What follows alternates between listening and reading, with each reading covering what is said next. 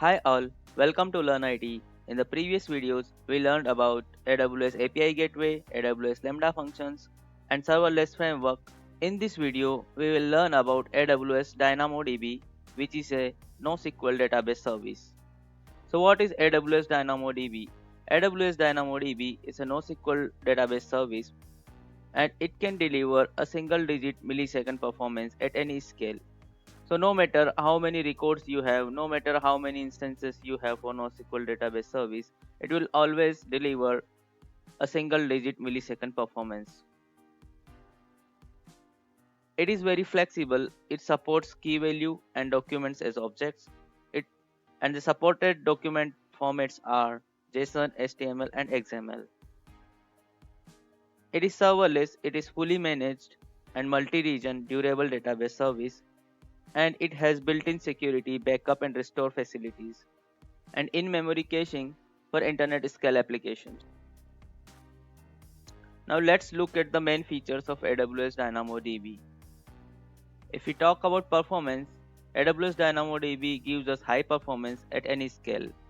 It uses SSD to store data, and it can grow horizontally to accept 10 trillion requests per day with peaks greater than 20 million requests per second.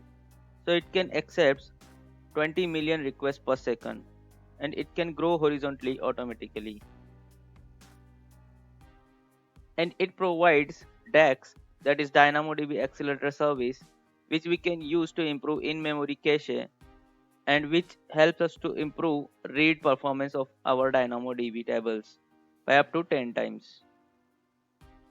Second, it is resilient to failures. It provides a mechanism to replicate our DynamoDB tables using global tables, and we can have multiple replicas of our DynamoDB tables in different regions.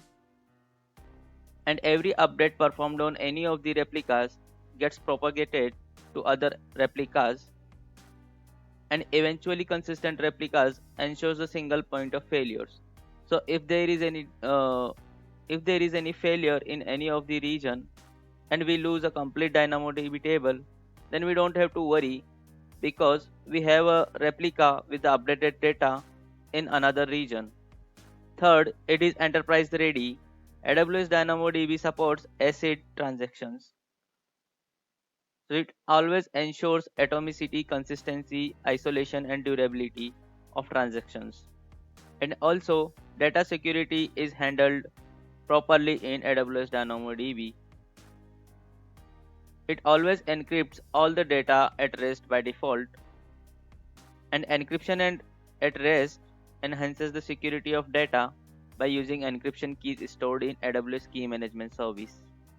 Also, we can always create a backup of data on demand. Now let's understand how global tables replica work. AWS DynamoDB global tables allows us to configure replicas in multiple regions. So our application is using global table, and global table is referring multiple replicas in different regions. This configuration helps us to avoid latency, and also it gives us fault tolerance mechanism. Now suppose we have users in region 3, region 2 and region 1. So whenever a user of region 3 is using our application, he is updating any of his records, then replica of region 3 will be used, so latency will be very low and performance will be high. Same with users of region 2 and region 1. And once he updates his profile in any of the replica, in other replicas its data will be synchronized. So even if we have a failure in any of the region, then our other replicas will be having his updated data. And our global table is always referring these replicas, so our users will never lose any of their data. So that's how global tables replica work, and we can ensure fault tolerance and low latency in our application. Now let's have a look on the types of primary key in AWS DynamoDB. So we have two types of primary keys in AWS DynamoDB tables. The first one is partition key. Partition key can be a unique attribute like employee ID, email address, or product ID, and the hash code of the partition key is used to find the actual physical location of the data. And all the items in the table must have unique partition keys.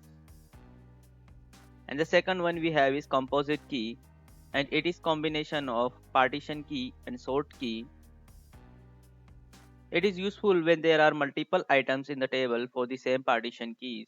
For example, we are inserting records of candidates for a learning platform, and there can be multiple badges earned by a single candidate. So we can create a composite key in that case with candidate ID as a partition key and badge ID as a sort key. All the items with composite keys are co-located in the physical location with their partition key, and they are sorted as per their sort keys. Now let's understand this with a JSON payload. So we have a candidate record in the JSON format where candidate ID is our partition key and badge ID as a sort key. Now a single candidate can earn multiple badges with a learning platform, and we want to store all the records of this candidate. So we can use a composite key in that case, and we can create a composite key using partition key and sort key with partition key as candidate ID and badge ID as a sort key. So our composite key, which is combination of candidate ID and badge ID, will be unique to all the records of the same candidate having multiple badges. Now let's have a look on read consistency models of AWS DynamoDB. So there are two types of read consistency models which AWS DynamoDB provides. The first one is eventually consistent reads, and the second one is strongly consistent reads. For eventually consistent reads, response data might not reflect the recently completed write operations. So, eventually consistent reads may result into stale data, and it provides low latency because it doesn't wait for sync operation among replicas, and it is the default read consistency. On the other hand, strongly consistent reads, DynamoDB returns a response with most up-to-date data, reflecting the updates from all the prior write operations that were successful.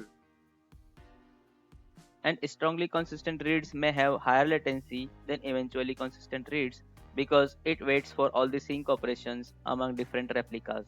An strongly consistent read might not be available if there is network delay or outage. In that case, DynamoDB may return HTTP 500. And to perform strongly consistent reads, you have to set consistent read parameter as a true for all the API calls. So guys, today we covered some theoretical concepts of AWS DynamoDB table. In the next video, we will learn how to use AWS DynamoDB from AWS Lambda functions and how to create records in AWS DynamoDB table. Thank you for watching this video. Please join me in the next video.